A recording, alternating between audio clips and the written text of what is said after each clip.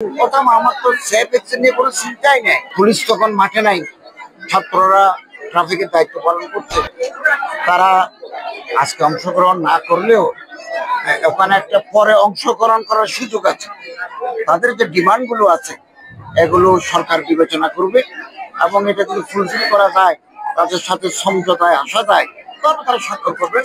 এবং এটা বলা আছে যে যারা আজকে স্বাক্ষর করতে পারবেন না তারা পরবর্তী সময় স্বাক্ষর করতে পারবেন। আমার কোনো সেফ এক্সিটের প্রয়োজন নেই, যেহেতু ঢাকা শহরে আমার কোনো ঘর নাই, বাড়ি নেই। চট্টগ্রাম শহরেও আমার নাই, আমি ভাড়া করে থাকি। আমি কলেজে শিক্ষকতা করেছি, বিশ্ববিদ্যালয়ে শিক্ষকতা করেছি। অর্থাৎ বিদেশে থাকা তো প্রশ্নই নেই। প্রথম আমার তো সেফ এক্সিট নিয়ে কোনো চিন্তাই নেই। এই দেশ আমার, এই দেশ আমাদের। আমরা এই দেশের একটা ক্রুশিয়াল মুভমেন্টে অত্যন্ত জটিল সময়, কঠিন সময়ে দেশের দায়িত্ব নিয়েছে। যখন আমাদের পলিটিক্যাল স্টেবিলিটি ছিল না, সাস্টেইনেবল ইকোনমি ছিল না, ল অ্যান্ড অর্ডার সিচুয়েশন একেবারেই ছিল না, পুলিশ তখন মাঠে নাই, ছাত্ররা ট্রাফিকের দায়িত্ব পালন করছে। এরকম অবস্থা আমরা দায়িত্ব নিয়ে 15 মাস অতিক্রম করেছি।